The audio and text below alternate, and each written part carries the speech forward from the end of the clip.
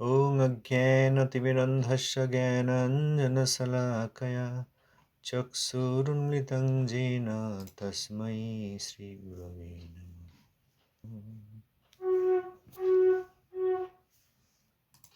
निजसेवकतारकरञ्जिविधुं विधुताहितहुं कृतसिंहवरं वरणागतबालिशसन्दपदं प्रणमामि सदा प्रभुपादपदम् प्रणमामि सदा प्रभुपादपदम् प्रणमामि सदा प्रभुपादपदम् सरस्वती नाम जगत्प्रसिद्धं प्रभुं जगत्यां पतितैकबन्धुं सरस्वती नाम जगत्प्रसिद्धं प्रभुं जगत्यां पतितैकबन्धुं त्वमेव देव प्रकटीचकार नमो नमो घोरकिशोरतुभ्यं नमो नमो घोरकिशोरतुभ्यं नमो नमो गौरकिशोरतुभ्यं। पतित पावन श्रील गुरु महाराज जी की जय।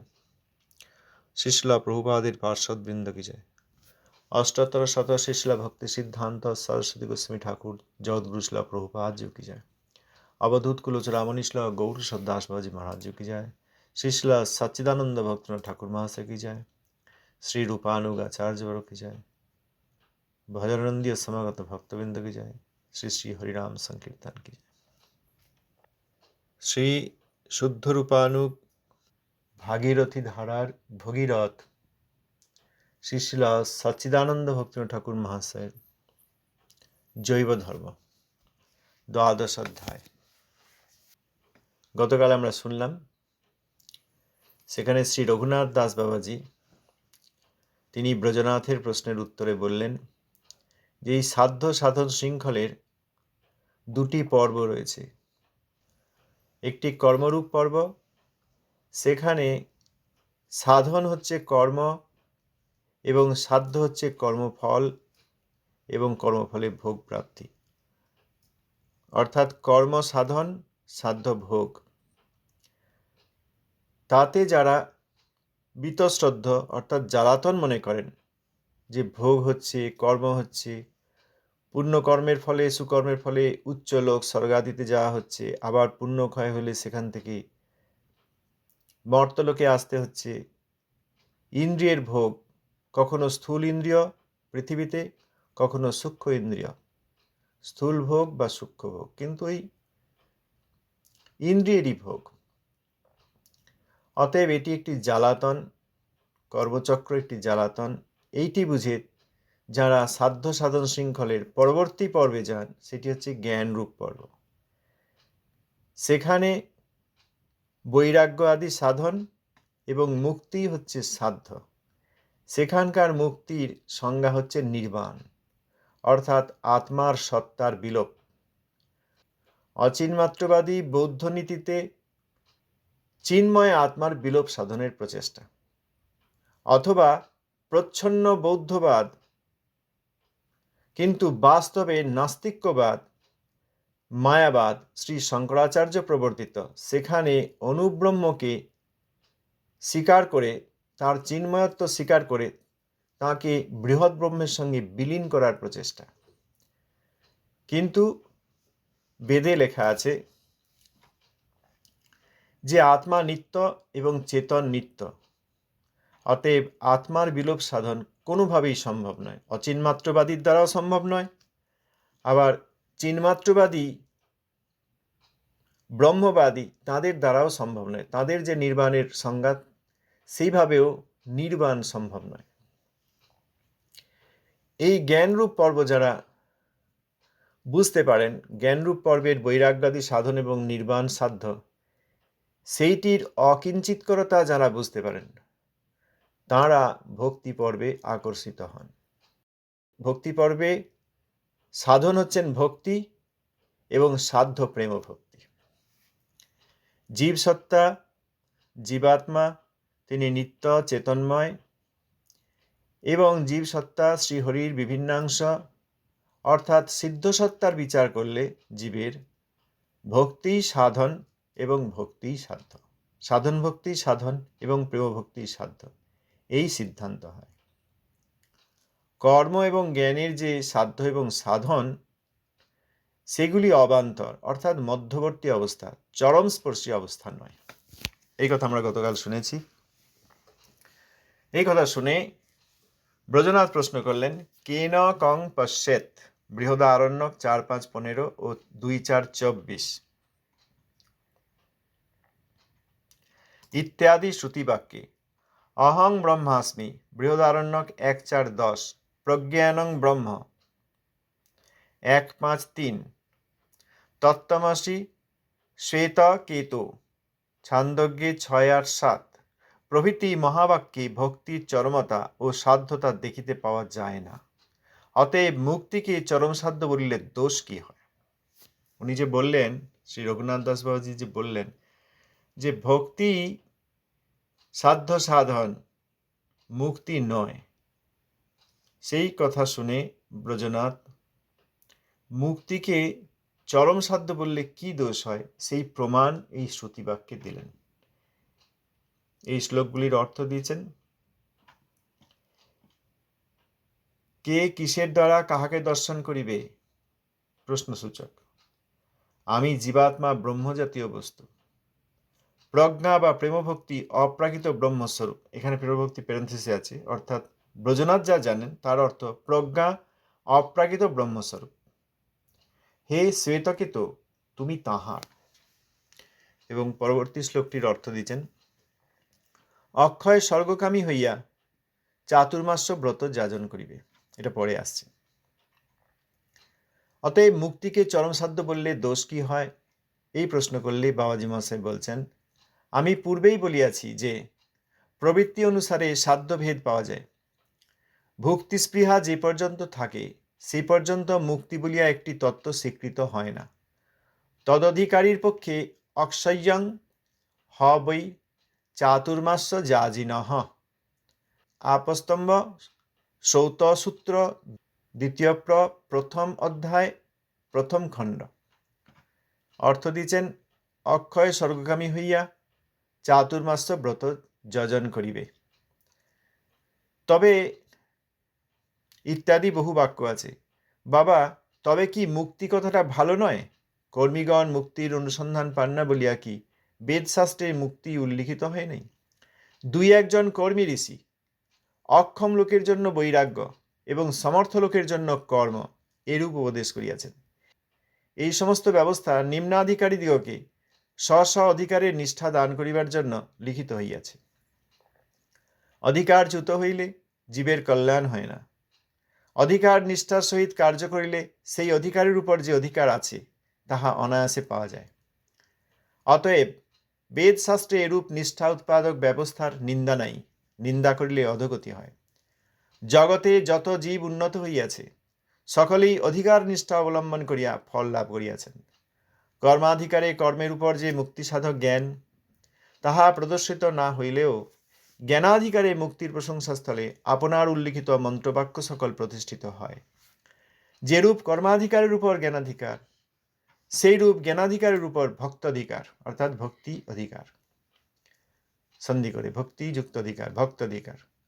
তত্ত্বমসি, অহং ব্রহ্মাস্মি ইত্যাদি মন্ত্রবাক্যে ব্রহ্ম নির্বাণের প্রশংসার দ্বারা মুমুক্ষুকে তাহার অধিকারে নিষ্ঠা প্রদান করিবার ব্যবস্থা হইয়াছে।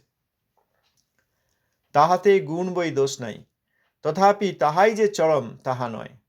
বেদমন্ত্র সিদ্ধান্তস্থলে ভক্তিকে সাধন ও প্রেমভক্তিকে সাধ্য বলিয়া নির্ণীত হইয়াছে। তাহলে মুক্তিকে চরম বললে, চরম সাধ্য বললে কি দোষ? বাবাজি মহারাজ বললেন, এর আগেই আমি বলেছি যে প্রবৃত্তি অনুসারে সাধ্যভেদ পাওয়া যায়। কারণ শাস্ত্র কামধেনু, আগে তিনি বলেছেন শাস্ত্র কামধেনু অতএব যার যেরকম অধিকার তিনি সেই বস্তু শাস্ত্রে প্রাপ্ত হন। সুতরাং যার যেরকম প্রবৃত্তি বা অধিকার তাদের জন্য ভিন্ন ভিন্ন সাধ্যের ব্যবস্থা আছে। যতক্ষণ পর্যন্ত ভোগে স্পৃহা, যে আমি ভোগ করব, আমরা যেটা জগতে বেশিরভাগ লোক আমরা ভোগী, ভোগ করতে চাই, এই জন্য কর্ম, এই জন্য প্রতিযোগিতা, ভোগ না পেলে তখন রাগ, ভোগ পেলে তখন লোভ ইত্যাদি, কাম ক্রোধ লোভ ইত্যাদি।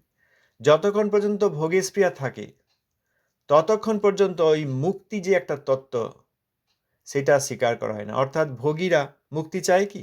ভালোই আছে, ভালোই আছে। অনেকের সংসারে অনেক সুবিধা, আবার সুবিধার মধ্যেও অনেক অসুবিধা, আবার অনেকের অসুবিধাই অধিক কর্মফল অনুসারে। কিন্তু আমরা কেউ মুক্তি চাই না। নির্বাণ রূপ যে মুক্তির কথা বলছেন সেটা তো সম্ভব নয়। অন্তত ব্রহ্মাণ্ড থেকে চলে যেতে চাই না। ব্রহ্মাণ্ড থেকে যাওয়া তো দূরের কথা, আমরা এই শরীর থেকেও যেতে চাই না। আগে তরুণ, বালক, পৌগণ্ড, কিশোর, তরুণ ইত্যাদি শরীর যাদের ছিল, যারা এখন বৃদ্ধ হয়ে আসছেন, তারা জানেন যে তরুণ অবস্থা বা যুবাবস্থায় বা কিশোর অবস্থায় কি সুখ ছিল। শরীর সুঠাম ছিল, যন্ত্রণা রোগ ভোগ কম ছিল। এখন সেই শরীরই বৃদ্ধ হয়েছে, ওই একই ব্যক্তি বৃদ্ধ হয়েছেন বা বৃদ্ধা হয়েছেন, বিভিন্ন প্রকার কষ্ট, হাঁটতে কষ্ট, খাওয়া হজম হয় না, পরিবারে অসুবিধা, যে গুরুত্ব ছিল পরিবারে সেটি অনেকের কমে যায়, অনেকের থাকে, অনেকের কমে যায়, কর্মক্ষমতা থাকে না, বিভিন্ন চিন্তা, পূর্ব স্মৃতির কষ্ট, ভবিষ্যতে আর কি আছে কি হবে সে নিয়ে চিন্তা। তবুও কেউ ছাড়তে চান না, যে দরকার নেই আর এই জগতে, হরিভজন করি, এ করতে চান না। অতএব এটা যেমন সেরকম ভোগীরা মুক্তি স্বীকারই করে না, মুক্তির প্রতি তাদের কোনো আকর্ষণই নেই। তাদের জন্য শাস্ত্রে অনেক বাক্য আছে, প্রমাণ দিয়ে বললেন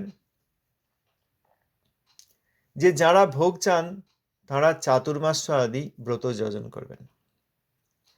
বৈষ্ণবগঞ্জে চাতুর্মাস্য করেন, গোস্বামী গ্রন্থে ধৃত আছে, আর জগতের লোকও এক প্রকার চাতুর্মাস্য ব্রত করেন। তাদের উদ্দেশ্য যে চাতুর্মাস্য ব্রত করে আমি বিশেষ ফল পাব এবং তার দ্বারা স্বর্গে যেতে পারবো, অক্ষয় স্বর্গকামী, যে স্বর্গ থেকে আমাকে হয়তো আর ফিরতে হবে না, বা যে স্বর্গে অনেক ভোগের ব্যবস্থা রয়েছে এবং তাদের ধারণা অক্ষয় স্বর্গবাস হবে, অর্থাৎ আমি বহুদিন স্বর্গে গিয়ে বাস করব। কেউ ভাবেন না যে স্বর্গে অনেকদিন যাবো, থাকবো, তারপর আবার পৃথিবীতে আসবো। সেটি হয় কারণ পুণ্য শেষ হলে আবার ক্ষীণে পুণ্যে আবার এই মর্তলোকেই আসেন। কিন্তু যখন তারা এইসব কর্মাদি করেন তারা স্বর্গ চান। কেউ ভাবেন না যে এতটা সময় আমি স্বর্গে থাকবো, স্বর্গের টাইম স্কেল অনুযায়ী। তারা ভাবেন অক্ষয় স্বর্গবাস হবে চাতুর্মাস্য ব্রত পালন করে। অতএব শাস্ত্রে এই কথা আছে যে অক্ষয় স্বর্গবাসের জন্য চাতুর্মাস্য ব্রত পালন করে। যারা স্বর্গের ভোগ চান তারা শাস্ত্রের এই কথাটিতেই আকর্ষিত হন। এই যুক্তি দিয়ে শ্রী রঘুনাথ দাস বাবাজি বলছেন যে তাহলে কি মুক্তি বলে কোনো কথা নেই? তাহলে কি মুক্তি কথাটি ভালো নয়? আর তুমি যেসব প্রমাণগুলি দিলে সেই প্রমাণগুলি কি তাহলে এক্সিস্ট করে না? সেই প্রমাণগুলির কি তাহলে কোনো স্থিতি নেই? শাস্ত্র কি মুক্তির কথা বলেননি? কিন্তু যারা ভোগী তারা তো সেইটা শুনতেই পান না। শাস্ত্রে থাকলেও তারা মুক্তির প্রতি আকর্ষিত হন না। মুক্তি বলে তাদের কাছে কোনো আকর্ষণ নেই। তারা অক্ষয় স্বর্গবাস চান। শাস্ত্রে সে কথাও আছে। শাস্ত্রে যে মুক্তির কথা আছে সেটা ভোগীরা বুঝতে পারেন না। কোনো কোনো কর্মী ঋষি, ঋষিগণও বিভিন্ন প্রকার আছেন। কর্মকাণ্ডীয় ব্যবস্থা লিখেছেন অনেক ঋষি, জ্ঞানকাণ্ডীয় ব্যবস্থা লিখেছেন অনেক ঋষি, আবার শুদ্ধ ভক্তির কথা লিখেছেন অনেক ঋষি যারা ভক্ত। তো কর্মী ঋষি তারা অক্ষম লোকের জন্য বৈরাগ্য, এখানে অক্ষম লোকের বৈরাগ্য আর সমর্থ লোকের জন্য কর্ম, এই যে বলেছেন শ্রীল ভক্তিবিনোদ ঠাকুর মহাশয়, সেখানে আপাতত দেখে মনে হতে পারে যে সমর্থ লোকেরা কর্ম করবে আর যাদের সামর্থ্য নেই অক্ষম তারা বৈরাগ্য করবে। আসলে এখানে বিষয় হচ্ছে অক্ষম লোক অর্থাৎ যাদের ভোগের ব্যবস্থা নেই তাদের জন্য বৈরাগ্য। কি করবেন? ভোগের ব্যবস্থা নেই, ভোগ করার জন্য যেসব ইনগ্রেডিয়েন্ট দরকার সেইগুলি নেই, তাদের কর্মফলই সেরকম। অতএব ভোগ করার ক্ষমতা নেই, শারীরিক ক্ষমতা, অর্থনৈতিক ক্ষমতা, সামাজিক ক্ষমতা, যাই হোক, পারিবারিক ক্ষমতা, যাই হোক, অতএব তাদের সেই ভোগ করার ক্ষমতা নেই বলে তারা অক্ষম লোক। তাদের বৈরাগ্য পালন ছাড়া উপায় নেই। আর যাদের সামর্থ্য আছে, শারীরিক সামর্থ্য আছে, আর্থিক সামর্থ্য আছে, স্থিতি ভালো ভোগ করার মতো, তারা কর্ম আদি করবেন।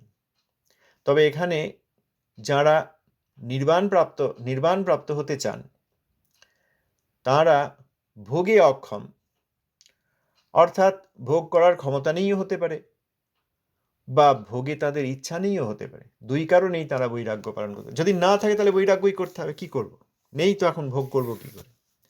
আর যাদের ভোগে বিতৃষ্ণা, তাদের ভোগক্ষমতা থাকলেও তারা করেন না, অর্থাৎ ভোগ করতে তারা অক্ষম, অর্থাৎ তাদের ইচ্ছা নেই, ইচ্ছার অভাব রয়েছে ভোগের, বরং তাদের মুক্তির ইচ্ছা রয়েছে। এই জন্য অক্ষম লোকের জন্য এটি দুই কারণেই হবে। ভোগের ব্যবস্থা না থাকলেও অক্ষম, আবার ভোগের ব্যবস্থা থাকলেও যদি ইচ্ছা না থাকে, অর্থাৎ ভোগকে বিরক্তি, তারাও মুক্তি চাইতে পারেন, অতএব তারা বৈরাগ্য করতে পারেন। এখানে কর্মীদের জন্যই বলেছেন অক্ষম বা সমর্থ, অর্থাৎ যাদের ভোগের সামর্থ্য আছে তারা এইসব কর্মাদি করবেন, কর্মের ফল পাবেন, আরও ভোগ করতে পারবেন। যাদের সেই সব সামর্থ্য নেই, এই যজ্ঞ আদি, চাতুর্মাস্য ব্রত আদি এসব করার সামর্থ্য নেই, তাদের বৈরাগ্য অর্থাৎ উপায় নেই। সুতরাং অক্ষম লোকের জন্য বৈরাগ্য আর সামর্থ্য লোকের জন্য কর্ম, এই উপদেশ করেছেন কর্মমার্গীয় ঋষিরা। এইগুলি নিম্নাধিকারীর জন্য, তাদের অধিকারে নিষ্ঠা দেওয়ার জন্য। কারণ যাদের কর্মে নিষ্ঠা, তাদের কর্মে অধিকার, তাদেরকে কর্মের ব্যবস্থা বলেছেন। যাদের যা অধিকার, সেই অধিকারে নিষ্ঠা দান করার জন্য এইরকম লিখেছেন। কারণ কর্মে যাদের অধিকার, তারা কর্মচ্যুত হয়ে গেলে অসুবিধা হয়, তাতেই তাদের স্থান, কর্মেই তাদের স্থান। যার যেরকম অধিকার, সেই অধিকার অনুসারে নিষ্ঠার সঙ্গে কাজ করলে অধিকারের উপরে যে অধিকার আছে তা অনায়াসে পাওয়া যায়। এই কথাটি কিন্তু জেনারিক, সব প্রকার সাধ্য সাধনের জন্য। অধিকার নিষ্ঠার সঙ্গে কাজ করলে সেই অধিকারের উপর যে অধিকার আছে তা অনায়াসে পাওয়া যায়। ভক্তির ক্ষেত্রেও তাই। ভক্তি জগতেও যে যে স্তরে যে কোনো জীবাত্মা রয়েছেন, তার জন্য তার অধিকার অনুসারে একটি ব্যবস্থা বলা আছে। তিনি সেটি করলে তার যে অধিকার, তাতে তিনি সিদ্ধ হতে পারেন। আর ভক্তিরও বিভিন্ন স্তরে যেটি উচ্চ অধিকার, সেটি করতে গেলে তখন সেইখানে তার অধিকার সিদ্ধ হয় না। যার যেরকম অধিকার, সেই অনুসারে যদি কাজ করেন, তাহলে সেই অধিকার তিনি প্রাপ্ত হন। ভক্তি স্তরে বিভিন্ন স্তর রয়েছে। বর্তমানে কোনো একজন জীবাত্মা যে স্তরে, তিনি সেই স্তরের যে নিষ্ঠা সেটি করবেন। তারপর সেই নিষ্ঠার সঙ্গে সেই স্তরের ভক্তি কার্য পালন করতে করতেই তিনি পরবর্তী অধিকার লাভ করবেন। যেমন মধ্যম অধিকারী বৈষ্ণব, তার যেগুলি করার প্রয়োজন তাকে সেটা করতেই হবে। ক্রোধ ভক্ত দেশি জনে, বৈষ্ণব চেনা, শুদ্ধ বৈষ্ণবের সেবা, এগুলি তাকে করতেই হবে। মধ্যম অধিকারী যদি কৃত্রিমভাবে উত্তম অধিকারের নিষ্ঠাগত যেসব নিয়ম নীতি, সেইগুলি কৃত্রিমভাবে পালন করতে চান, তাহলে তার মধ্যম অধিকারে যে অধিকার হয়েছে সেটিও চলে যাবে। অতএব যার যা অধিকার, তাকে সেই অনুসারে কাজ করতে হবে। এখানে কর্মীর জন্য বলছেন। অতএব যাদের কর্মে আসক্তি, কর্মেই যাদের অধিকার, সেটি যদি তারা না করেন, তাহলে তার কল্যাণ হবে না। সুতরাং বেদশাস্ত্রে এইরকম কর্মীদের জন্য কর্মে নিষ্ঠা, জ্ঞানীদের জন্য মুক্তিতে নিষ্ঠা ইত্যাদি এইসব ব্যবস্থা আছে, এবং এগুলিকে নিন্দা করা যায় না। যদি নিন্দা করা হয় তাহলে অধোগতি হয়। যিনি নিন্দা করবেন তিনি বেদের নিন্দা করবেন। বেদ ভগবানের বাক্য, অতএব নিন্দা করা যাবে না। বিভিন্ন প্রকার জীবের জন্য তাদের বিভিন্ন অধিকারের জন্য ব্যবস্থা দেওয়া আছে। অতএব জীবের কল্যাণের জন্য ব্যবস্থা দেওয়া আছে। সেই অধিকার নিষ্ঠা প্রত্যেক জীব তাদের নিজ নিজ অধিকারে নিষ্ঠা করে যা করা দরকার সেটি করবেন, তাতেই তাদের ফল লাভ হবে এবং পরবর্তী মঙ্গল হবে। সাধ্য সাধন শৃঙ্খলেও ওই কর্মপর্ব, সেইটি করতে করতেই একসময় বুঝবেন যে কর্মফলের কোনো স্থায়িত্ব নাই, কেবল ইন্দ্রিয়ের ভোগ মাত্র। উচ্চ এবং নিম্ন লোকে গতি প্রত্যাগতি আছে। তখন বিরক্ত হয়ে তারা জ্ঞান পর্বে আসবেন। জ্ঞান পর্বে যখন দেখবেন যে মুক্তি, এখানে চিদানন্দ নাই, তখন মুক্তিকেও পরিত্যাগ করে ভক্তি যে চরম সাধ্য, চরম পর্ব ভক্তিতে আসবেন। সুতরাং যার যেরকম অধিকার নিষ্ঠা তিনি সেরকম করবেন। তবে পরম বৈষ্ণবগণ যখন আসেন জগতে, তখন ওই যার যেরকম অধিকার সেইটি পালন করতে করতে সহস্র সহস্র জন্মের পর তাদের যে ধারণা বদলায়, একটি শৃঙ্খল থেকে একটি পর্ব থেকে আরেকটি পর্বতে যান, তার জন্য অপেক্ষা করতে হয় না। পরম বৈষ্ণবগণ আসেন, তারা প্রত্যেক জীবকে তাদের যোগ্যতা না থাকলেও শুদ্ধ ভক্তির পথ দান করেন। সেইটি জগতের পক্ষে খুব মঙ্গলজনক। শুদ্ধ বৈষ্ণবের এই জগতে আগমন জগতের পক্ষে খুব মঙ্গলজনক। তখন আর নিজ নিজ অধিকারে জন্মের পর জন্ম থেকে একটি পর্ব থেকে অন্য পর্বে পরবর্তী পর্বে উন্নীত হতে হয় না। তারা সরাসরি জীবাত্মার প্রত্যেকের নিজ স্বরূপের অর্থাৎ ঈশ্বরের বিভিন্ন অংশ স্বরূপত নিত্যদাস, সেই নিত্যদাসগণের জন্য যে বস্তু প্রয়োজন ভক্তি সেটি দান করেন। নিজ নিজ অধিকার অনুসারে শাস্ত্রের সেই অধিকারের জন্য যে বিষয় বলা আছে তাতে আকর্ষিত হবেন এবং জীবাত্মাগণ সেই অধিকার নিষ্ঠায় থাকতে থাকতে ক্রমোন্নতি তাঁদের হবে। কর্মাধিকারে থেকে যে কোনো জীবাত্মা তার কর্মের উপরেও যে মুক্তি সাধক জ্ঞান সেইটা তারা বুঝতে পারেন না, কিন্তু জ্ঞানাধিকারে মুক্তির প্রশংসা আছে। অতএব ব্রজনাথ যে শ্লোকগুলি বললেন অহং ব্রহ্মাস্মি ইত্যাদি, সেইগুলি জ্ঞানাধিকারের শ্লোক, সেখানে মুক্তির প্রশংসা রয়েছে। তাহলে কর্মাধিকারে মুক্তির প্রশংসা নাই, সেখানে কর্মের প্রশংসা আছে। জ্ঞানাধিকারে কর্মের প্রশংসা নাই, কর্মপেক্ষা উচ্চতর মুক্তির প্রশংসা আছে। সেই রকম কর্মাধিকারের উপর যেমন জ্ঞানাধিকার হলো, সেই রকম জ্ঞানাধিকারের উপরেও ভক্তির অধিকার।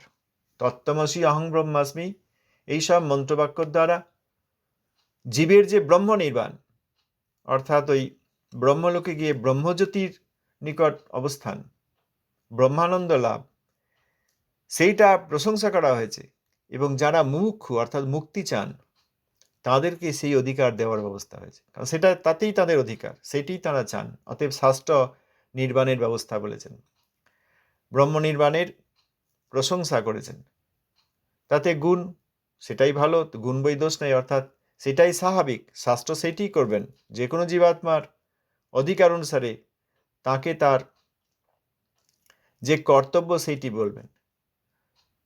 কিন্তু শাস্ত্রের বিভিন্ন অংশে বিভিন্ন জীবের অধিকার অনুসারে যেসব কথা বলা আছে সেটা চরম নয়। কর্মাধিকারীর জন্য কর্ম শাস্ত্রেই আছে, কিন্তু কর্ম চরম ব্যবস্থা নয়। কারণ এখানে প্রমাণ করে দিলেন শ্রী রঘুনাথ দাস বাবাজি যে কর্মের উপরে জ্ঞানাধিকার, সেখানে নির্বাণের কথা আছে। তাহলে কর্মের উপরে যেমন জ্ঞানাধিকার হতে পারে, তেমনি জ্ঞানাধিকারের উপরেও বস্তু আছে, সেটা হচ্ছে ভক্তি। সামগ্রিকভাবে বেদশাস্ত্র যে সিদ্ধান্ত করেছেন সেখানে ভক্তিকেই সাধন এবং প্রেমভক্তিকেই চরম সাধ্য বলে স্থির করেছেন। অতএব ব্রজনাথ তিনি ব্রহ্ম নির্বাণ বা মুক্তিকে শ্রেষ্ঠ মনে করলেও কর্মী অপেক্ষা যেমন জ্ঞানী শ্রেষ্ঠ, তেমনি জ্ঞানী অর্থাৎ নির্বাণ মুক্তির উপরেও যে ভক্তি শ্রেষ্ঠ সেটি প্রমাণ করেন। আজ এই পর্যন্ত থাক, আগামীকাল আমরা আবার পরবর্তী অংশে পড়ব। ধন্যবাদ, প্রণাম। জয় গুরুদেব, জয় প্রভুপাদ। কেউ কিছু বলতে চান?